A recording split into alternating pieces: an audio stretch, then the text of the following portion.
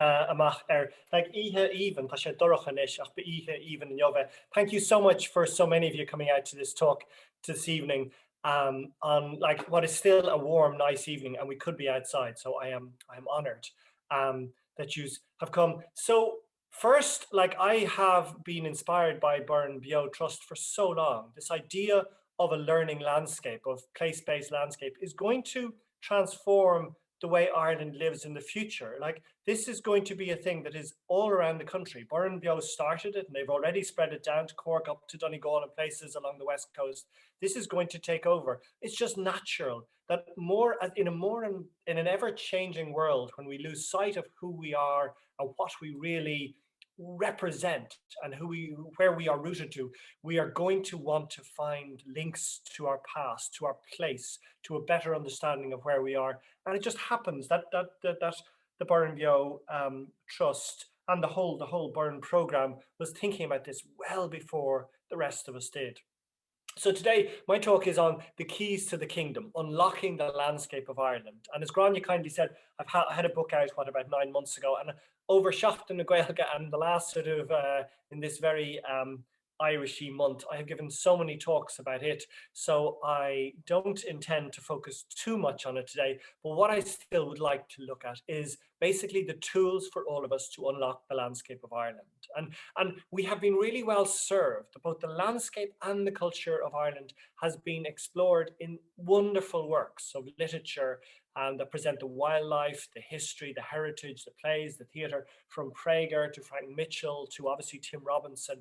And yet there is so much more for all of us to explore. This was the realm of the elite, of the scholars, until very recently, because we just didn't have access to the knowledge, to the databases, to the ideas, to the places where we could get a deeper understanding. And all of that has changed in the last 10 years. It is a really exciting time. It's a revolutionary time. And what's going to come from it is a lot more understandings of who we are in the world. I remember when Neil McKitter's book about Irish trees came, the first in that great series. I think that was published by Gill, and then others, by Collins Press, the Animals of Ireland, the Plants of Ireland, the Birds of Ireland. But in the trees book, he says, in the first chapter, he says, like, all of the scientists and the botanists and the biologists and the sort of the medieval scholars had looked at the early law tracts and the poems and the sagas when they mentioned trees, and had decided that trees were all classified by their uses, and that when people talked about the sacred tree or the bille even, it wasn't actually sacred. It was just more important than the other because it had more uses. And what Neil McKitter had the courage, the bravery, the tenacity, the lack of temerity to say was, no, these were sacred to people long ago. Because all you need to do is look at any indigenous people, any tribal people, any native people, and the tools they use the most, the resources that are most important to them, are sacred, because their lives, not only their physical lives, but their spiritual lives, rely on those elements, those natural elements in the landscape. And so we have lost our connection with that. We only see the world in how we can exploit it, in how it can be of utilitarian value to us, even if it is just walking to a forest and we enjoy the walk through the forest. It is always about us. And that's okay. That's just the way that the humanity has went for whatever, 500 years, 1,000 years, 2,000 years, you decide. Maybe until when the first Bronze Age axe came and we could remove the trees that were once in the Burren. All of those trees except that wonderful new example of the pine. Maybe that's the case, but what is clear is that people around the world, other native people, did not switch over to that exploitative sense. So although we can only see a tree as the uses it has to us, all the various uses, we need to get back into that mind that we used to believe in something stronger. We used to believe that a tree had a sacred essence, had a power, had a potency of its own. And that needs to be done on every aspect of our world, from from obviously rivers, from landscape, from plants, but also to the language we speak and to the mythological stories that have been passed down. All of that needs to be looked at from a new perspective. And the scientists will continue to do their wonderful revolutionary work to provide those bases. But actually, it's up to all of us to feel into our landscape, to feel into our past, and to find new ways of understanding it, relying, of course, on the facts, not ignoring those. You know, there's some tendency among possibly, you know, extreme New Age, you know, Celtic warriors to just go onto the instinctive. We need to balance the two things so that we can make sense of an increasingly chaotic world by reintroducing ourselves to the mysterious glories of the natural world. And of course, that subterranean existence of all things, that concept that everything was connected with this world and the other world.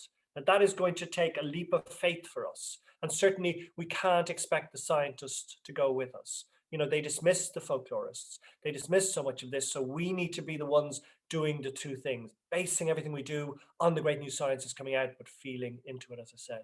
Tim Robinson, of course, has made great steps in this. In Britain, Robert Macfarlane has. But in Ireland, there's not many more people who have come out with revolutionary new books linking all these together. It's up to all of us. Even if we're just writing a little piece, even if we're just on a walk and telling our grandchildren or telling our children these things, we need to find ways to reveal the words, the expressions, the concepts that will unlock the world, that will unlock our past.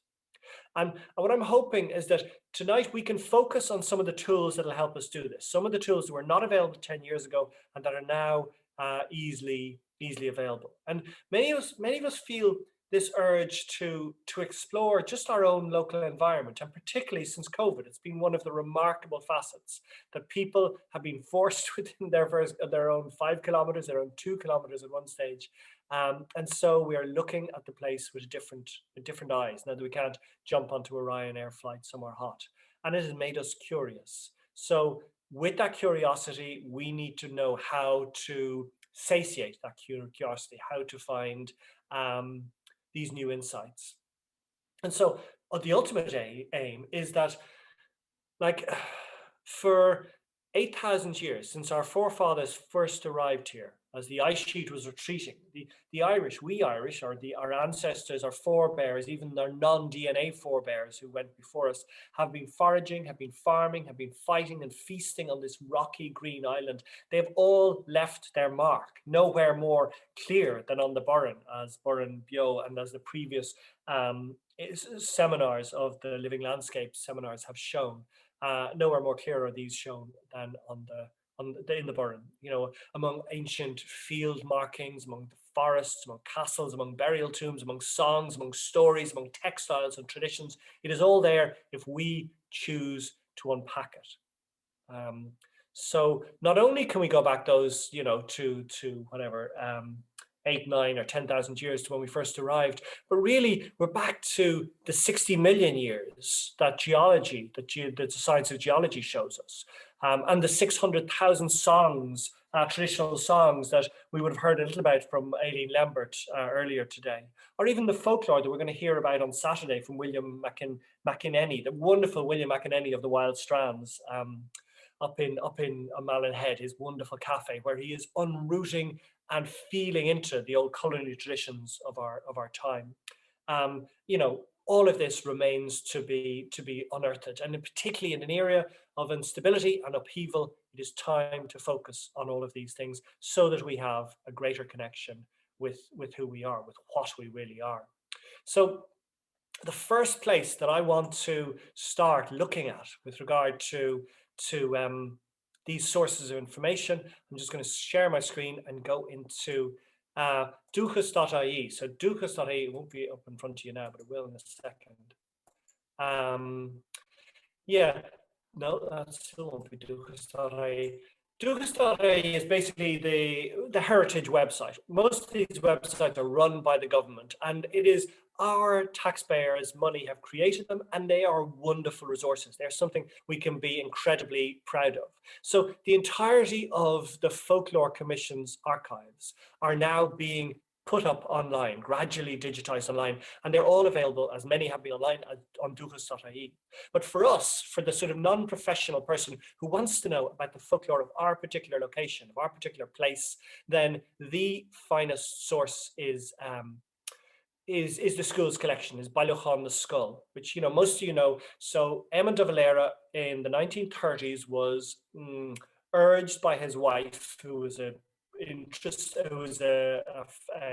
eager folklorist, to set up a program where they would get the children in every parish in Ireland to go out and explore the local stories in their area. So they would ask the oldest person in their community who had known mermaids in the past, who had got gold from a leprechaun, what were the old magical cures in the area, what were the historic magic happenings in the area, what were the sustainable traditions that were built around rope made of horsetail hair, or, you know, straw items. All of this was noted down from the oldest people or the best folklorists and written down, brought into their schoolrooms and written down by the children themselves, and then rewritten out by the school teachers if the children's handwriting wasn't clear.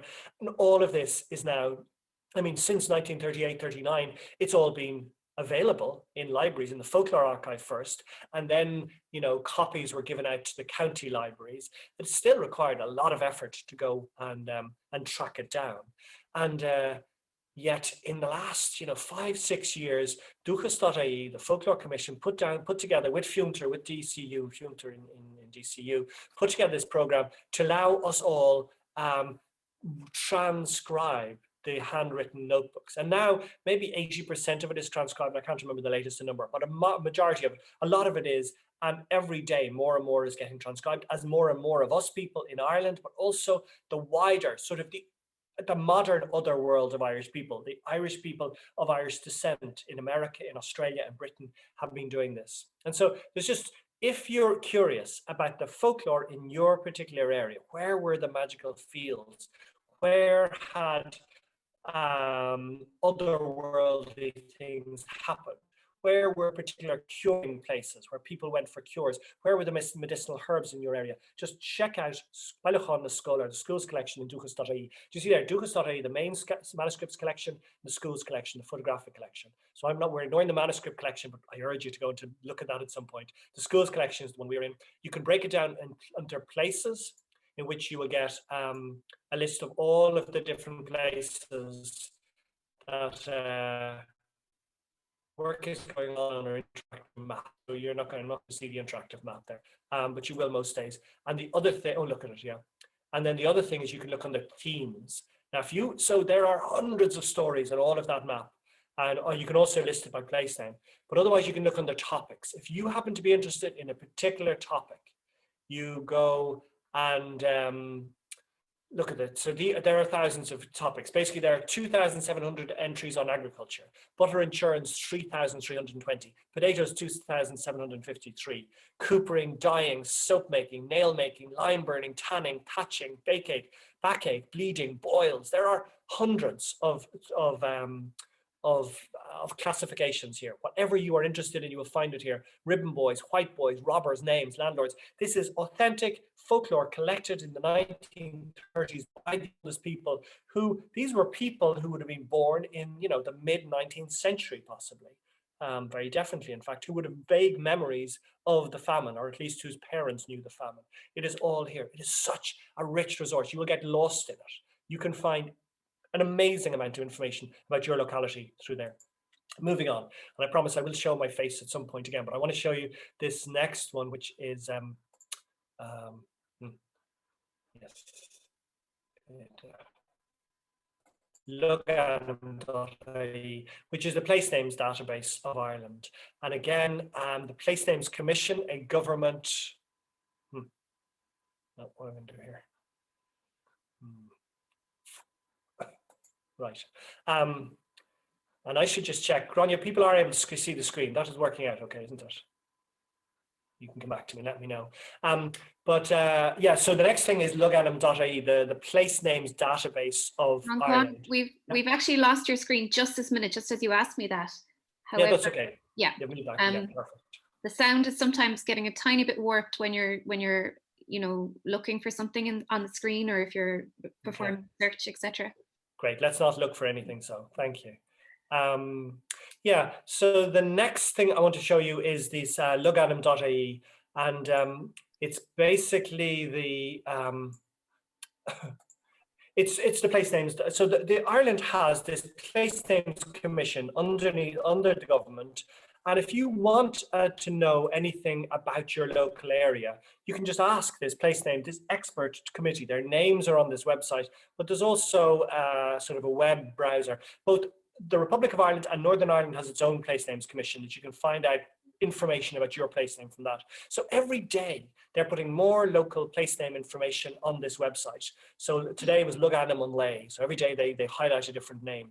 Shanagdov, Shanagdo. And then if you click on that, you will open up Tafod Cartlina. I presume I have the Irish version. I presume you can click and you have the English version of this too. Tafod Cartlina just means the archive record. And then Tafod Skamala, Skamalta, which is scanned records, and then Tafod takes. So all the old pen written word cards that look like from the 1920s, they could be from the 1940s, I don't know, are there, that you will find what people thought about this place name for the last 80 or 100 years. Really a rich website. And again, in the same way that Duchas.ie had this ridiculous task of all of this pages and pages of folklore, how are they ever going to digitize it? They gave the school's collection of folklore out to us, out to all of the citizens of Ireland and the Irish around the world, and we've all transcribed it. In the same way as the place names of Ireland, the Place Names Commission feel that they can deal with all of the names of the places in Ireland. But what about all the minor names? What about all the field names, the names of ridges, of bridges, of mounds, of coastal strips, of rocks? They realized it was going to be beyond them to do that, so they created something called Mehel Lugadam.ie. We know Mehel means obviously a gathering. So it means we've all come and gathered together to create this vast database of just the field names, the tiny minor names of our area. We can gather them from our eldest neighbours, just as our grandparents did and our granduncles and aunts did in the 1930s, and we can write them down on this website. I'm not going to dare click on things there, but it's pretty easy. And again, Granican will send you a link of all of these websites that I'm talking about. So that is Mehel. The next one I want to move on to is, this has been a revelation to me. So I'm now, as we talked about, I wrote a book about landscape, and I'm now writing a book. No, I wrote language, and I'm now writing a book about landscape. And this website has been a revelation to me. This is archaeology.ie, another government-sponsored website. What the government have done digitally for our folklore in recent years is just heroic. And mostly they've teamed up with a university to get really high quality technology, although this time they've teamed up with the Ordnance Survey Ireland, and they have this thing called Historic Environment Viewer. So there, it's open there around Athboy and Trim. And you can just see every single one of those red dots is a point of historical interest, a historical monument of one sort or the other. Now, I'd love to click on one of these and you would see just the richness, the amount of text that's in them. These are amassed by archaeologists, again, over a century, or at least over the last few decades. All of the information that was on record have been dropped into these little buttons. So, I mean, this sort of looks rich here in the area of Meath and veering slightly into Westmeath, Ballivor there in Bracklin. But if you went into the Burren, in the Burren page, which again I'm not doing tonight, but if you put the Burren Historical Environment Viewer, basically the whole thing is red. I mean, they have a ridiculous and enviable amount, an embarrassing amount of Shead Cóidí, of monuments from every era, from hunter-gatherer to Neolithic, to Bronze Age, to Iron Age, to early Christian, to Viking, to medieval, right up until the present day. Every one of the information, the points of information that have been amassed by experts, or at least most of them, will be on this website, and hours of fun to be explored in that. You know, what I'm saying is there's too much information for any of us to do this, but all of us are curious about one particular place, that place we live, that place we were born, that place we fell in love with on holidays, that place we yearn about. We can just click on these and delve deep in. And what this map does, the Historical Environment Viewer, it basically strips away the modern age. century by century. So you can ask the map what age of a place, what type of features you want to be shown on the map, so that basically it unstrips itself, it reveals itself going back and back. It's a time warp, it's a time trip, the historical environmental viewer. It's a very exciting thing. Then the sort of fun tweets, Twitter sites and Instagram sites. I suppose I should first give a shout out to my own Twitter site and Instagram site called at Magan, which over the since January, every single day is revealing a new C word or coastal word. A new C word or a coastal word from that I've collected in either Mayo, Donegal, or Galway. And each of these words gives such an insight into who we are, into where we've come from, into the ways that we used to live and survive and gather fish and basically protect ourselves and sustain ourselves on coastal shores. So that's every single day on my Twitter and my Instagram at Magan. They are, and actually for the whole month of March, I've made a film, or at least people have made a film for different word every day. And Claire Sands has composed some of the music, as has Brian Muglin of Ye Vagabonds. They are beautiful little gems every day. But this is a different Twitter and Instagram site called at every Ringfort, created by Keith Payne. Isn't it surname Payne? I think it is. And basically every day, since for the last about 2.5 years, he created a Twitter bot, and every day it digs out a Ringfort from the Ordnance Survey collection of Ringforts and posts it on the Instagram web. So every single day for the past 2.5 years, possibly, if you look at each one, you'll spot the Ringfort just about on the land. He has enough to be going. Is it every hour or is it every day? I think it's every hour. It's every hour of every day. I don't need to check that. But he's enough to be getting along until August 2022. I think there's 32,500 Ringforts that he's collected. That is such a rich resource there, pages and pages of them, to show how much of our early medieval landscape is still survives in the land. Moving on. I'll tell you what, I'll go back to myself for a little bit.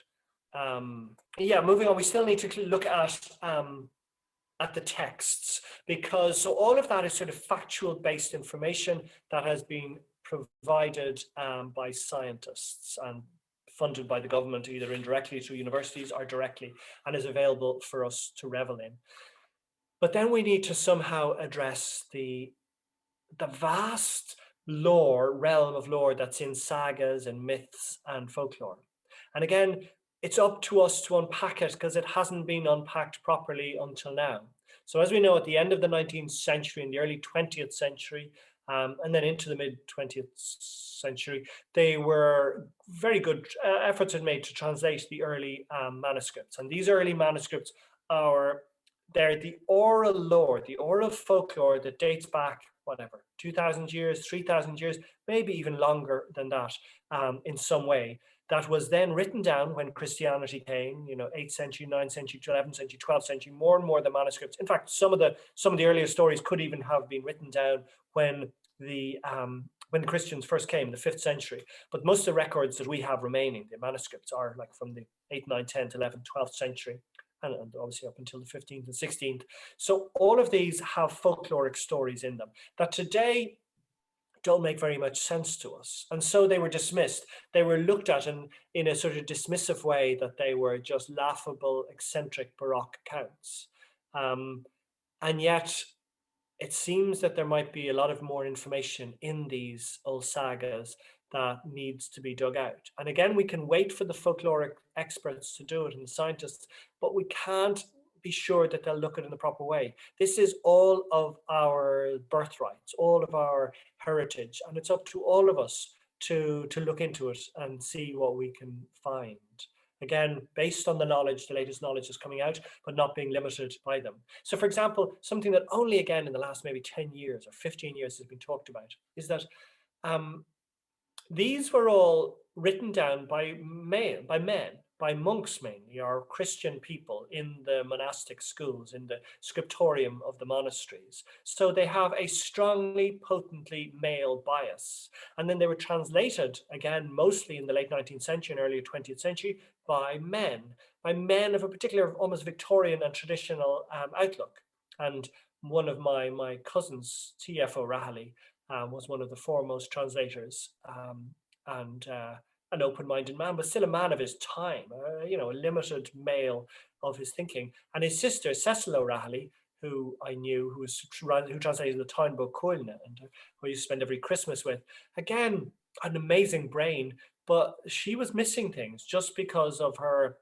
Both TF and Cecil had a rather Victorian upbringing in the Stole in County Kerry, so we cannot trust them. So, for example, when they talk about the Shannon, the birth story of the Shannon River, or the Boinde, the Boyne River, the Boinde, what they tell us is what the 19th century translators tell us, but also what the original manuscripts tell us that were written down from oral lore by monks and clergy, and people connected with the church, are that the Shannon was either Shannon or Shanoina, some form of goddess, who just dared, had the tenacity, is that the word, to go and look for further knowledge, to go and increase her knowledge and her understanding of the world. And again, what we hear about the Boyne River was a goddess, a Boinda, an earth goddess, a mother nourishing goddess. And again, it's this very similar story that she went looking to a different both went to wells of knowledge, wells of deep insight and information to widen their own knowledge. And so what happened to both of them? They both were drowned. And their bodies then became the rivers, so that they were manifested in society as reminders of what happens when you go to look for excess knowledge. Now you can see why this would be very understanding, very, very useful for a Christian church to send out a message that if you go looking for pure information from sources beyond the norm, beyond the Christian church, if you go looking for it in supernatural wells and in nature pagan places like nature worship places like pagan wells, you will die, you will suffer. And then your body will be left in the landscape as a reminder to all of the people. But of course, it's particularly potent that not only are they trying to stop people going and searching outside knowledge, but they're trying to stop women going to search. Women needed to be kept down. So all of these mythologies, no wonder some of us find it hard to relate to them now, because they have been warped and told in a particular way so that they can't relate to us with a modern, open sensibility. So it's up to us to go back and re-explore these. The other thing that we need to do is, there have been some great accounts. Obviously, Mary Heaney, Seamus's wife, or Mary Devlin, wrote great female-orientated versions of the folklore in over 9 waves. So there are some there, but it's up to all of us to continue that and to go and see what the main insights and the main stories are that can be got from these texts. I wanted to show you very quickly. Well, before I do that, so there's other things that we need to find. For example, I did in January of this year, I had a TG Carr series in September of last year, I had a TG Carr series called DNA Cailta, looking at the ancient DNA of Ireland. And in it, thanks to Professor Dan Bradley and Laura Cassidy of the scientists who are doing like pioneering work in DNA analysis in Trinity, they have been able to find the bones, the hardest bones, of the petrous bone at the back of the ear of a royal figure, a sacred figure who was buried, or his bones and his remains were buried in the center of the main citadel of Newgrange. So in the stone bowl, in the most sacred site of the most sacred tomb in Ireland that all of the sagas talk about, there was this remains of this bones, this regal figure, this vital key person. And when they brought the petrous bone into the lab, they revealed that he was the son of incest, that his mother and his father were either brother and sister or had very, very close contacts, either father and daughter.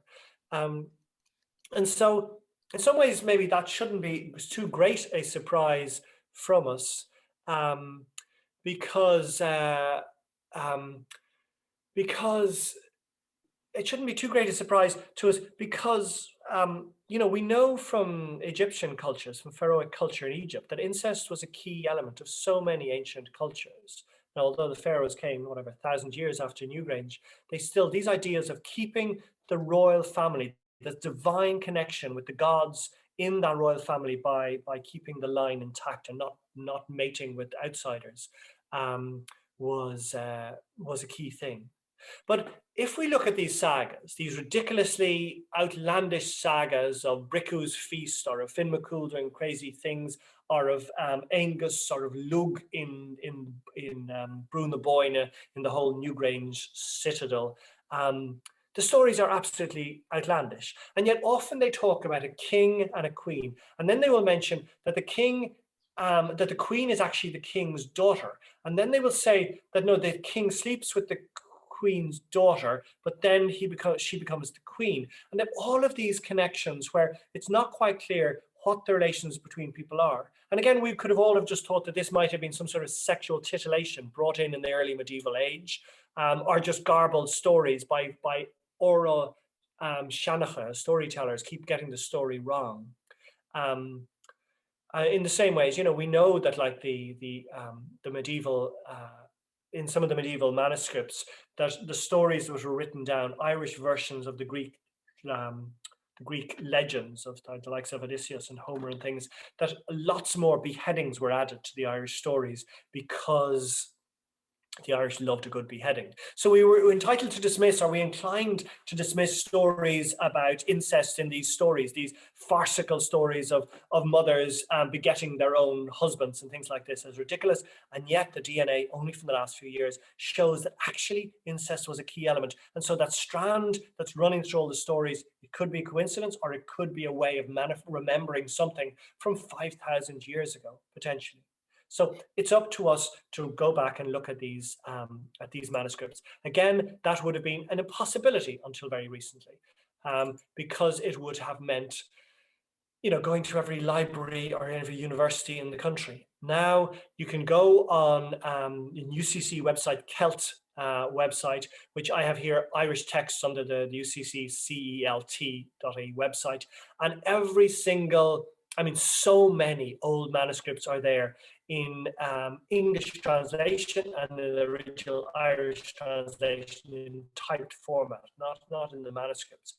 So it's actually quite easy to read them. So there you see, you start the Annals of Ulster, volume part 1, part 2, part 3, the Annals of Inishfallen, the Annals of the Kingdom of Ireland by the Four Masters, the Annals of Loch Kay, the fragments of MacCarthaig's book, the short Annals of Leinster, the Circuit of Ireland, my Muchart, it goes on and on and on and on. So it's such a rich storehouse. And if for some reason you can't get onto the UCC Celt site, then there's a Dutch site, Codex, published by Van Hemel Foundation of Celtic Studies, manuscripts, texts, bibliographies, so much information there. It's all pretty easy to understand. It's all in English, it's all in texts. And then if you do find your source of interest, if it is going to be leprechauns or Fulach Fia or killings, burial sites for unbaptized children, then what you do is, again, you put it into Google and you will find that there is a journal article, most likely written about it by some expert in the field.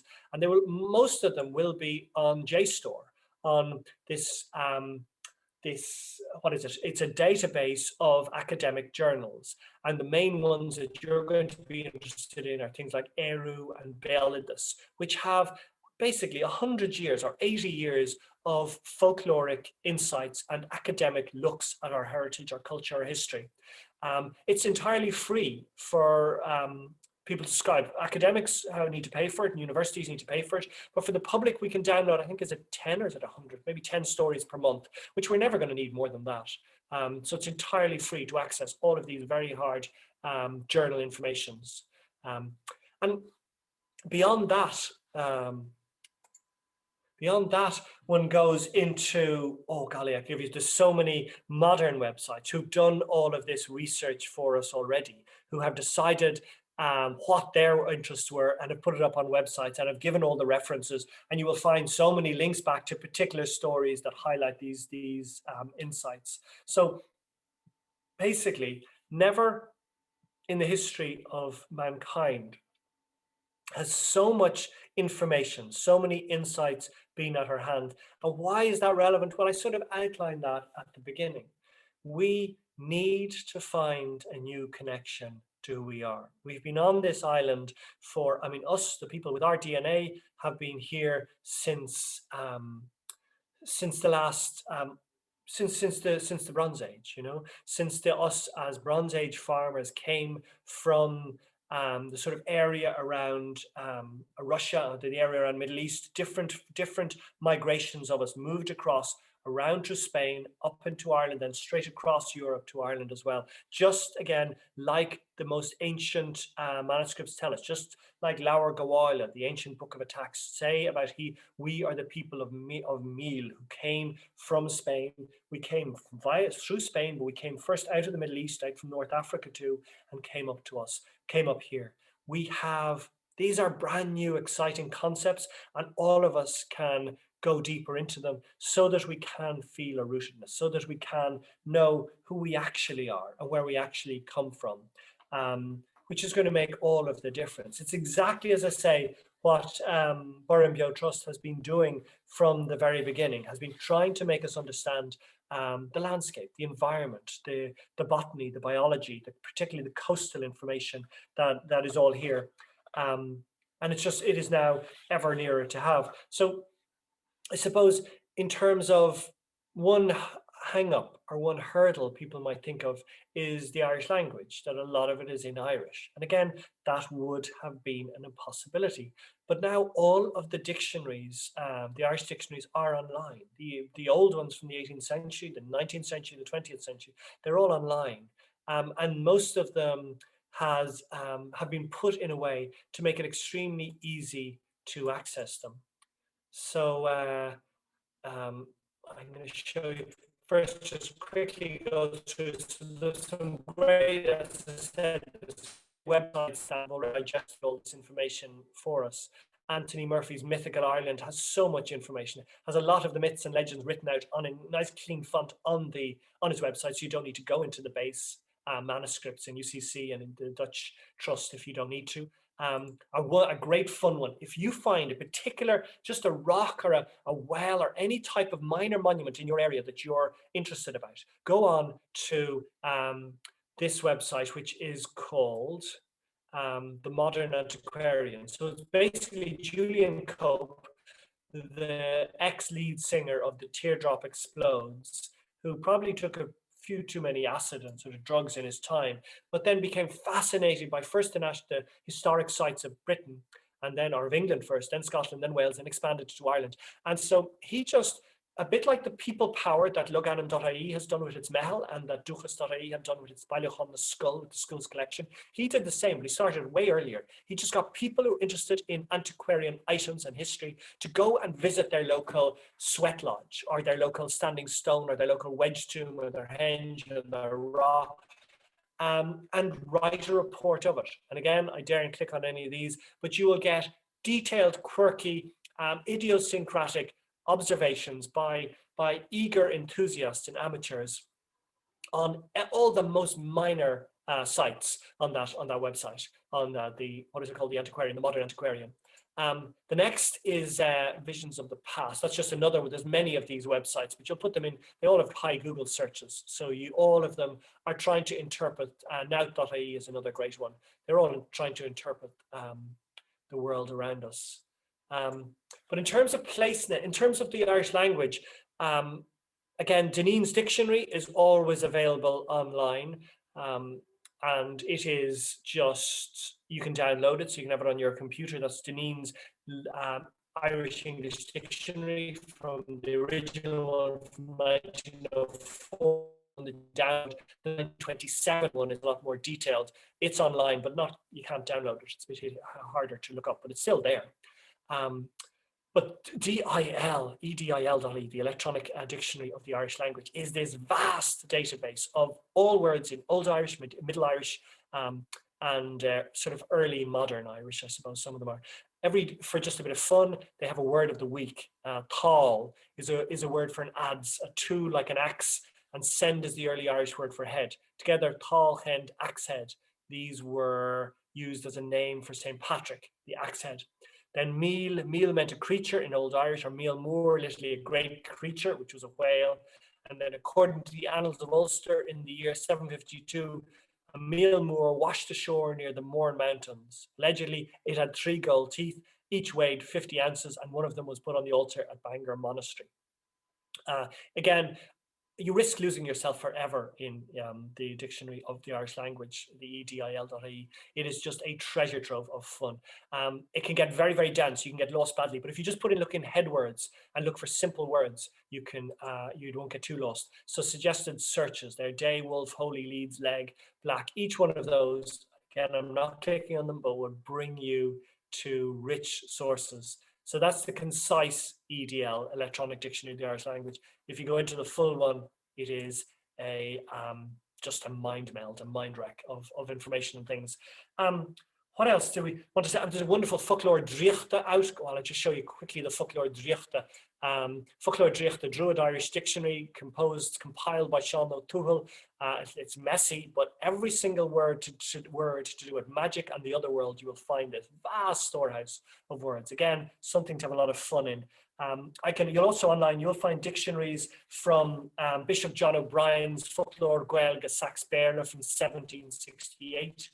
You'll find the dictionary of Liam S. Goggins' dictionary from the 1920s as well, who was working with Father Deneen. Then T. O'Neill's Lane Dictionary, 1904. There's no old word or sort of complex Irish word that you'll find in one of these manuscripts or the sagas that you will not be able to find for free online by checking out those dictionaries. So suddenly, that hindrance, the Irish language, does not need to be a cumstack, a block, or a hindrance or a block for us anymore. We can sail right over it. We can just we can go right through it. So, like, no matter which angle you're looking at, if it is, as Aileen Lambert was talking about, the traditional songs and the connections to place and landscape and the natural environment that she was talking about this afternoon, the tools for finding more about those things with connection with your own. Let's stop sharing. The tools about finding those places with connection with your own place are available on those links. Or, as Maura Brennan is going to be talking about with learning in nature and the Irish curriculum, this is key. Burnbio's whole thing is that the landscape is a palimpsest for learning. It will teach us what we need to know. And so to know that those tools are there to back up wherever we are, like Tim Robinson, as I said, was the first pioneer of this thing of just walking, asking people and looking up the maps and then creating his own view, an entirely new view of a place, stripping back the centuries by doing that. Luckily, there are so many more people doing that. As I said, I could never have realized how easy it was before I started my Gaeilge Tamagotchi project last year for Galway 2020, in which I just went out and asked people for words, for coastal words and sea words, asked fishermen. And again, it's so easy. First, you go to a place like Western Donegal, Western Mayo, Western Galway, you ask people, who are the good people who have the stories, who have the information? And you get pointed to them. And these people have been collecting information since they were children, like John Vabajak O'Conneilla in Lettermullen in Connemara, or Pap Murphy in Lahinish Unwitted in Mayo on the Muller Peninsula. These people have been collecting the stories, the sagas, the words from the beginning of time, and they are just keen to share this information. What I did with my C Tamagotchi, as I said, all of these words that I got from these men are on Instagram or on Twitter. I also came up with a book called C Tamagotchi, which is just a book of my 40 favorite words. But that's what we can do. Like, this is just a little handmade book of the 40 words, like stopog. And stopog, what's stopog? Stopog is a shallow, rocky seabed out beyond the smaller seaweed, where smaller seaweed is grown. So we can take these little nuggets of information we find about our landscape, whether it is the heritage, the history, the geology, the sagas, the mythology, the spiritual, the herbal element, which I just haven't even got a chance to focus on today. And we can present these in bite-sized pieces in blogs, in writing, in letters, in the internet, just so that we all can continue this work of unmehan, of sharing the information, so that we can all learn at the same time. Ba bhailm ma bhíle buchas a go bháilimh mar se asocht bhór nard agus bhór nara a nocht. I just want to thank you so much for your attention. Like, I have given you a ridiculous amount of information in a small amount of time. I hope the audio and things have worked out, but I do see there's questions and chat, so I would like to give people a chance to respond and to refute any ridiculous assertions I made. Thank you so much. That was fascinating, and I feel like I've way more to my arsenal than I had before. So it's brilliant. I was trying to Google the websites as you were mentioning them, and I put them in the chat. But I think we were talking earlier that we'd put together a document, maybe with all of these resources, and that we could send out to the attendees of tonight's webinar. So thanks a million. I have a question here from the chat. You spoke of needing to find a new connection to who we are, and how do we make this relevant or interesting to wider society?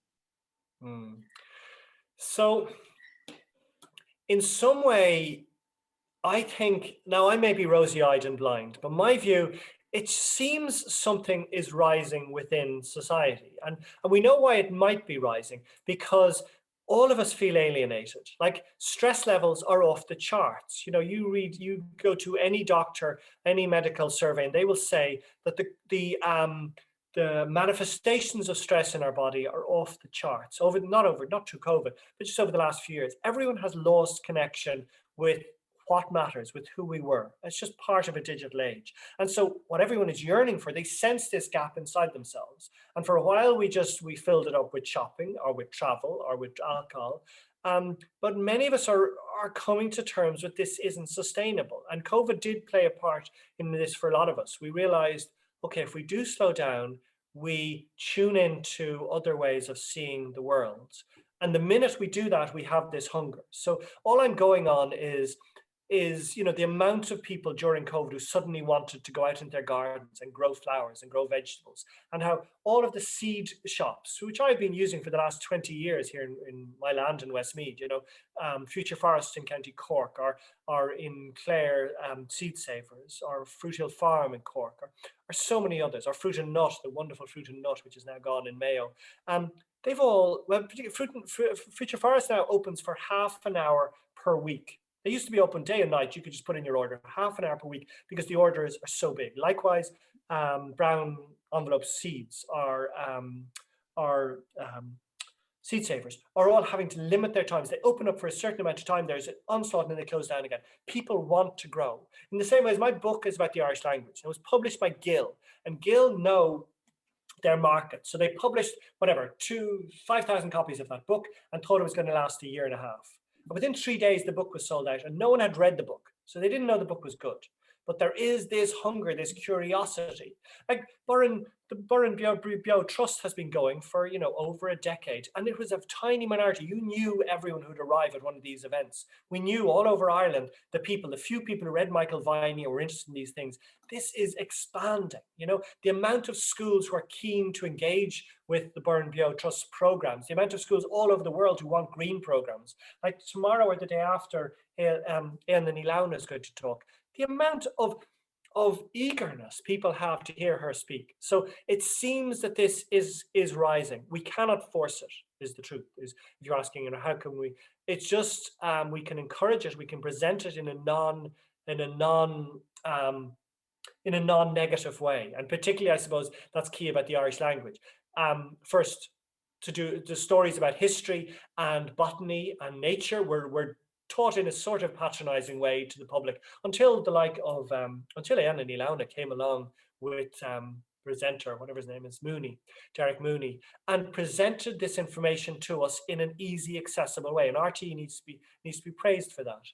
In the same way, the history documentaries were dusty and fluffy and just had academics with big eyebrows on them. They're being presented in a more dramatic way with more drama reconstructions. And the Irish language is now being presented in a sort of more fun, more sexy way. So clearly we need to take out the lore and information from the academic eries, and it is being done. I showed you some of those wonderful websites. There are so many more cool, modern, accessible websites that are presenting these information in bite-sized pieces. That, I think, is the key thing. Whether we're going to share ideas about the geology of Ireland, or the different trees, or the different coastal plants, or the seaweeds, or the different words or language, it needs to be in small amounts, because we are all ridiculously busy. And we only have a certain attention span. So it needs to be done in ways that make people curious.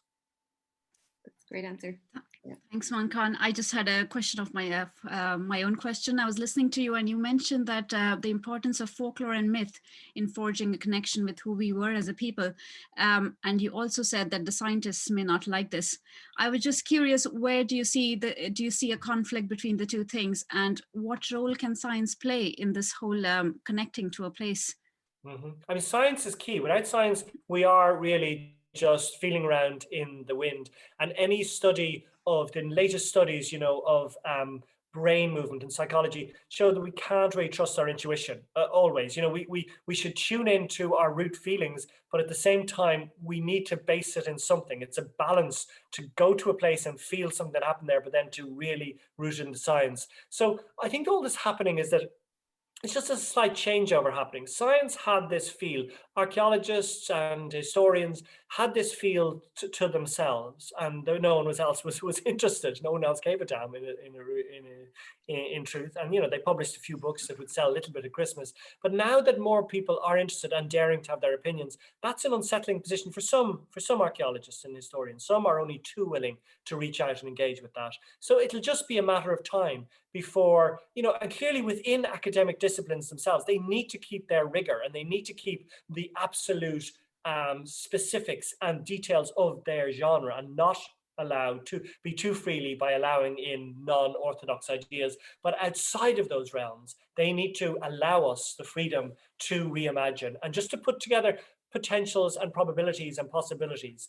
And as you said, it's particularly complex with myths and sagas, because myths and sagas are as much to do with the unconscious as the conscious. And we know that because any native people, any indigenous people around their world, their sagas are not histories. And it's just because a scientific mind looks at things in a linear, rational way and looks at dates and wants facts. And there are so many truths that are beyond facts and that are beyond dates. And for the people who don't accept that and who dismiss that as rubbish, as garbled nonsense, that's okay. That's just where someone is in their particular mindset. Eventually, people will realize the limitation of the mind, the limitation of the science, of the factual, and will reach out to explore those other realms. And as I said, it just seems to be arising in us. We had shame about our Irish language. We had shame about our leprechauns and our fairies for so long.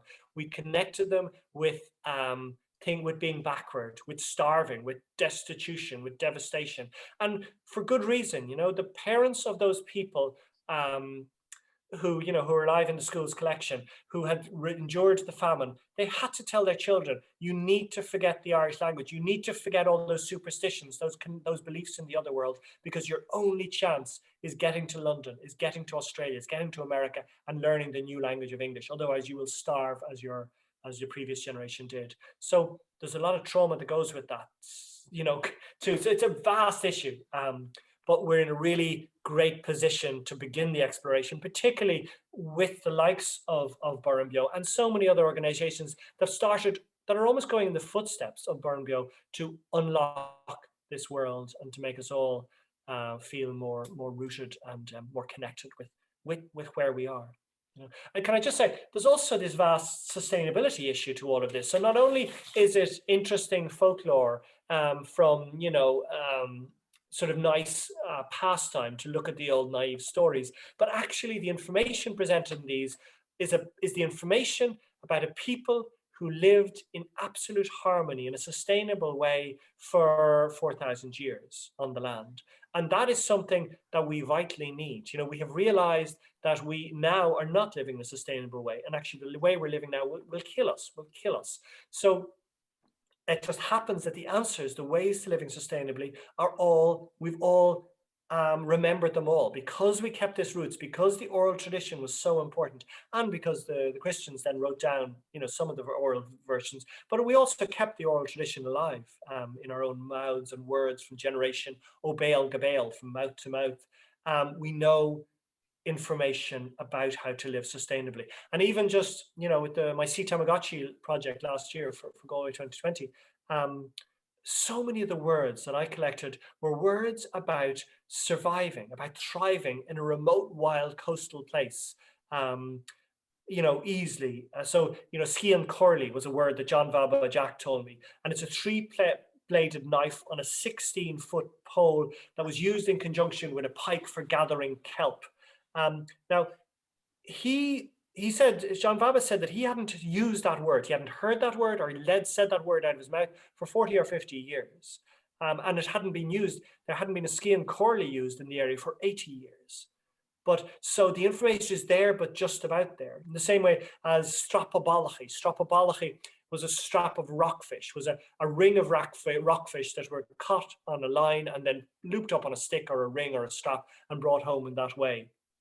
Or what was the other one I loved? Was muirlu. Muirlu. Muirlu means the act of chewing green crabs, the little baby crabs that you see on the shore. A fisherman would chew them up and spit them into the sea as bait to attract fish to his nets. So all of these actually give us glimpses into living. And in fact, for me, the best way of seeing this other world is a visit to the Museum of Country Life in Castlebar, outside Castlebar, which is basically, if we want to know how to survive in the future in a sustainable way, everything is there. The Museum of Country Life, is a collection of how we lived in the 1930s, 40s, and 50s. And everything is made of either straw or rock or wool or natural materials of some description, that are woven, that are like ropes that were strong enough to abseil down a cliff so that you could collect seagull eggs, that were made of strands of seaweed, strand of horsehair, strands of different types of bramble that were knotted in particular ways and winded. All of the information is there, for, not only for admiring the past, the wisdom of the past, but actually potentially living in a more ecological way in the future. Sorry, Mancha, I'm going to thanks for that. I'll just ask you one more question before I hand over to Grania, because it echoes what the anonymous attendee said there. In your book, you speak about the language that we are losing, words that are no longer regularly used. Are you optimistic that the losses can be reversed? And is all of this just now confined to the archives? And this is a good question because, I wonder, is this an inevitable fate for especially countries that were colonized, that we all seem to be losing local languages, especially the countries that were British colonies? I wonder what you think, if there's hope for the future. Yeah, my book is extremely rosy-eyed and positive, and yet, again, something the fishermen told me last year, they said the reason that Scian Corley that word hasn't been used for 80 years is because that fishing technique stopped. Yeah. Now we know the government actively took away the salmon rights, took away the mackerel rights, took away the fishing licenses from the three major, all of the Gaeltachts along the coastal areas, from Ring to Corcoran and Kerry to Galway to Connemara and to Donegal. And every time they took away one of those fishing practices, all of the words that went with that went. And will those words come back? What can we do? We could, what am I doing? I'm making these little films out of the words, but that's not bringing the word back. It's a nice thing putting them on Twitter, and people, in the same way as Keith's project putting the ring forts up on Twitter and Instagram, they make us more aware of the lore we're losing, but ultimately they're not reviving it. I can't pretend they are. My Gaeilge Tamagotchi was my project I did before Sea Tamagotchi, which I had 4,300 words to describe people in the Irish language. Now 4,300 words. Most people have only 12,000 words in their entire vocabulary. The Irish language has 4,300 words to describe someone's character. Most of them, the vast majority, aren't being said anymore. So I went around Ireland and then went to America and all, giving these words out to people. And some people tattooed them on their hands, and some people on their arms, and some people called new beers, breweries called new beers out of them. So in some ways, you could say, in a sort of fun, playful way, some of those words were saved, but not really. I suppose overall, A word like cudum, which is the gum swelling of furze-fed horses, or grál, which is a thick lip from drunkenness, or tachran, which is a weakling or a ghost of an unbaptized child, or drill, which is a drop or a glancing in the sun or a twinkle. I mean, drill you'd hope we could bring back, but the other words, you know, maybe don't have a place in the modern world anymore, sadly. Thank you. I have one question here from Brendan, and maybe Brendan wants to unmute himself and put the question. I've given you speaking rights. And if anybody else would like to ask a question live, they can raise their hand, which is the little button just to say raise your hand, and I can let you speak. Oh, here comes the trouble now. Here comes the marsh. The professor's coming now. Brendan's coming. Mancha, thanks very much. That was hugely enjoyable, and I feel I have had Monken overload because I just finished your book in the last few days, cover to cover, and it was terrific. And actually, it reminded me of some words that we used at home on the farm in Waterford when I was young, like they called chickens and stuff like that. So it brought a lot of stuff I lost from my own memory kind of back, which is fantastic. I just had one kind of question for you. Like the amount of resources available now is just amazing, as you've shown tonight. And I know in Burnbio over the years, we've adopted this approach of kind of critical thinking and allowing students to kind of uncover that knowledge themselves, to discover themselves, rather than teaching them, allow them to root it out themselves, which I think is much more lasting and empowering. But I guess the key challenge remains is how do you translate kind of knowledge into action? So like with school kids or community groups, you know, having that greater awareness of place is really fantastic and it's fundamental, as is, you know, the awareness of our planet and the crises around biodiversity and climate. But how do you translate, or can you translate that into meaningful action, particularly around the notion of stewardship at a community level? I don't know, what are your thoughts, or have you any experiences on that?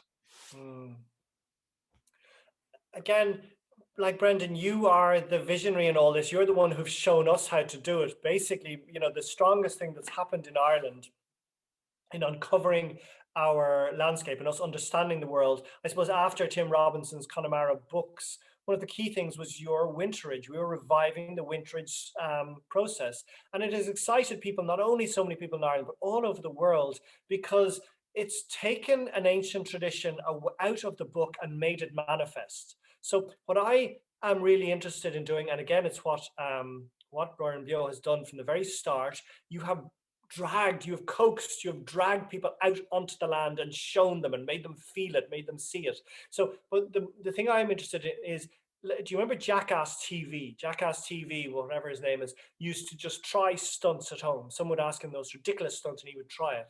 So what I want is that we do that with our heritage, that when we see that the first hunter-gatherers who arrived at Mount Sandal in County Down, that they ate water lily seeds, that was one of their key sources of food, and hazelnuts was another, and wild pig.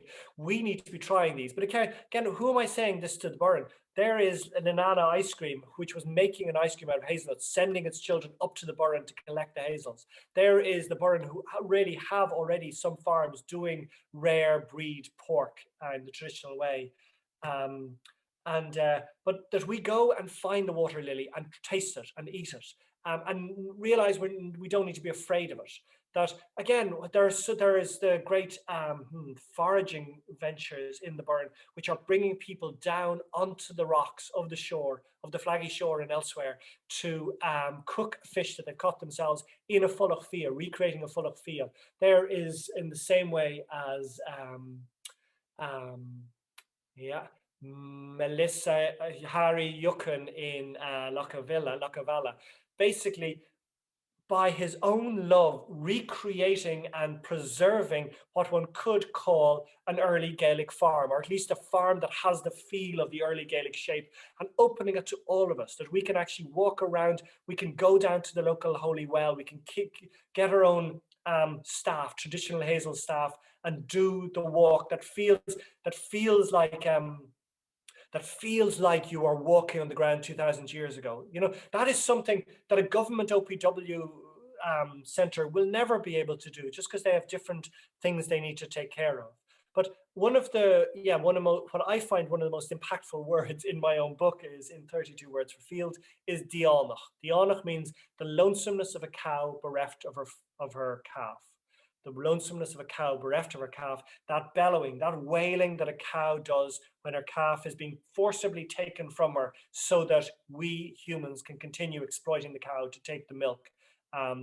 And that bellowing, that crying doesn't just continue for 5 minutes or 10 minutes or an hour or a few hours. It can happen for days. Now, I could have read about that in a book. And in fact, I did read about it in a book and didn't make an impact on me. But I went and did the walk that, because Harry Yuccan opens up the Lochavala Farm Trail and all of the other great farmers who've opened up their trails in the Burren, because you do that walk and you hear this massive, heart-wrenching call out of an animal in absolute anguish and agony. And it goes right to our heart, because we recognize when a mother is forcibly removed from her child and the pain and the anguish that instills in the mother. I only know it because I heard it in Lochavala on the farm, on Harry Yuccan's farm. And of course, it stayed with me. So that's what we need. We need this jackass television. We need to make, not just have these information in books, to have the ski and corley, as I talked about, that kelp stick, or the strapa balachi, that we can actually see how people lived long ago, and not in some sort of folk center way, but actually that we can experience it ourselves. We know, again, through the latest studies in education, that if your body does the thing, if your body gets into the act, you will understand it so much better.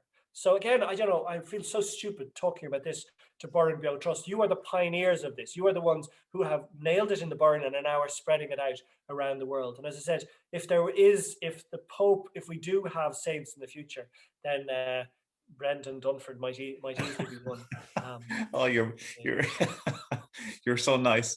But just to kind of follow on from that, I think kind of what you're saying, and I really believe it, is that those words, such as you describe, and some of the resources that you have there, if you can find ways of bringing them to life. I mean, the Wintridge for us has been like a wonderful experience all around, but even in smaller ways, what we've found is that if you can go to a farmer, and I know there's a few farmers here tonight on the call, just to walk the land with them and to listen and to hear, kind of to bring some of the old words and place names to life through the medium of the local farmer, landowner. Another thing which has been really lovely for us, and I think it could be replicated anywhere, is the notion of building a kind of a community around heritage. So I know here in the Burren, we have a little hall here in Tubber, hosted by a man called Michael O'Donoghue, and the pot of tea goes on at 7 o'clock. We have a heritage talk every evening around 8:30, and it's grown to be, before COVID at least, a huge social event. So, I mean, people are coming to meet their neighbours, which is a big thing now in rural Ireland. You don't have many opportunities to do that anymore, but built into it and built around it is this notion of heritage, getting to know a little bit about your place, whether it be, as Gráinne said, the natural, the cultural, the built heritage. So it becomes not just about the heritage, but about the celebration of it. And I know, finally, just last point I wanted to make was that our colleague Anya, who's I think on the call tonight as well, this notion of having fun while learning is just so important, that it doesn't become a sterile academic experience, that you actually enjoy the discovery that goes with unearthing your local heritage and finding out about it and sharing it with others. I think that's really, really important. But Mancha, thanks so much. I really enjoy your enthusiasm and the breadth of your knowledge, and the fact that you know the Burren as well as any of us at this stage would appear. So thank you so much. Thank you, Brendan. I appreciate it. And I will say that actually a lot of the information, a lot of this idea of playing jackass with our culture, I have done for a podcast, an RT podcast I make called The Almanac of Ireland. It's a RT radio series and it's also a podcast, and they're all available, The Almanac of Ireland, on my website on mancan.com. There are links, but also on the RT website. And there, like, I go in and into Rathcroghan, into the great cave of transformation, Aoi Nagat in Rathcroghan. I go down there, and that's what I would urge. Like, as I think I talked about this on the Tommy Tiernan's show, that was as it was Tommy reminded me, Aoi Nagat, the cave was the cave of transformation, where where boys became men. It was our ritualistic site. We can all now go down to there, thanks to a community involvement, the people of Rathcroghan in County Roscommon getting together and setting up a tours, just like there's been so many amazing tours in County Clare and the Burren. So the more we do that, the more we engage directly. As Brendan said, it is so nourishing. It's just so relaxing to walk the land with an expert, particularly with someone rooted in that area, with a farmer, and to hear to get their understandings from them. Nothing will just try it. Everyone here would have tried it, I know. But for those who haven't, we're going to realize that it plugs us into something really potent. It makes us go home feeling more stable, more connected, more rooted. Yeah. That's about it. And people were asking, I see, where the book, the Sea Tamagotchi is available on my website, and the 32 words are through Mayo Books. You'll find them everywhere, those books. Yeah, I've put the links in for your website and for Mayo Books to the page. You can get the 2 books on there. There's a couple of other questions. Maybe I'll just harvest 2 more for you, and then I'll be super brief, I promise, with my answer. No, we have another 10 minutes anyway, so it's fine. The one I said, I suppose, and you've kind of touched on this already, and I think I know the answer, but I'd love to hear you expand on it a bit more as someone who's going to be subjected to an online Gaeltacht this year. How hopeful are you for the future of the Irish language, and what do you do to suggest that we, get the younger generations to take more interest in the language, etc.? Yeah. No.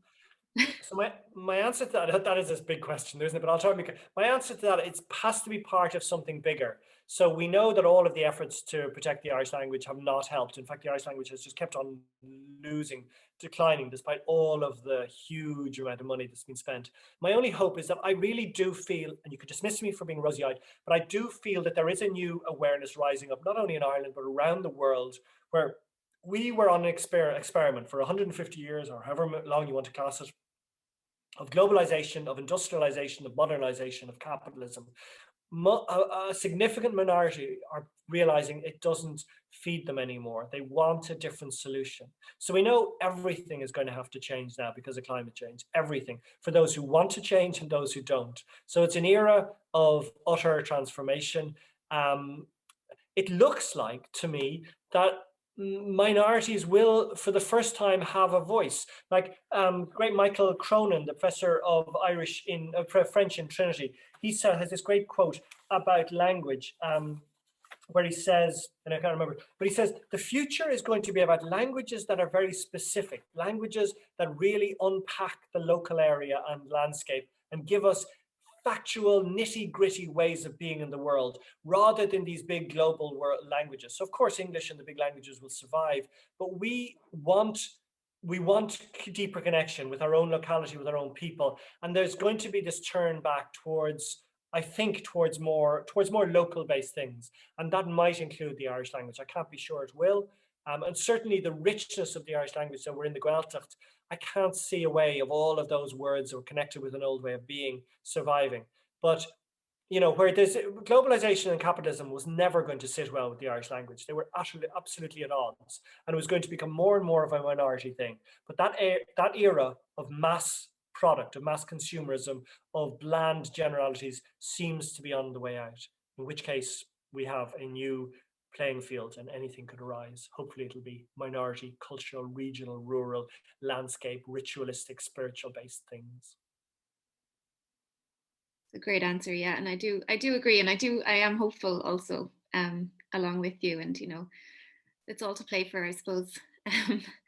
And the last question I'm going to ask you is again from the Q&A here and chat box. Is there much work being done on the retranslation of folklore? You spoke about the male-dominated versions we've had for years.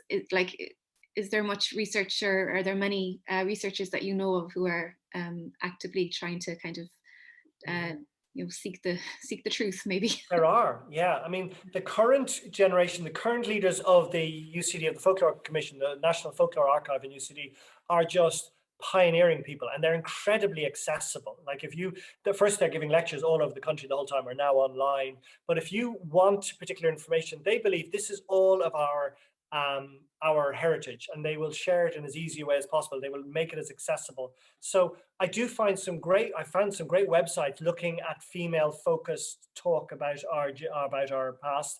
Again, 7 years ago, a lot of this would have been New Age Celtic, and that played a key role, but it had a blind spot. It was trying to put a sort of twee New Agey pagan belief. There's definitely a role for that, and I would even subscribe to it.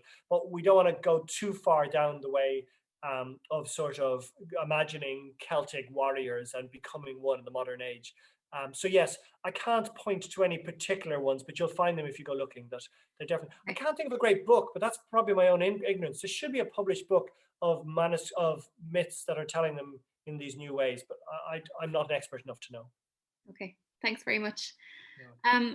With that, I think we'll say good night and thank you very much. You have been fascinating and just so easy to listen to. I can't put it into words. So thank you for your time and for your effort and for all of your enthusiasm. And yeah, it's just fun. We hope we can have you live in the Burren at some stage when we can listen to you in real life. I'm sure a lot of participants would agree. But thanks, Emil. That was really, really enjoyable. Yes.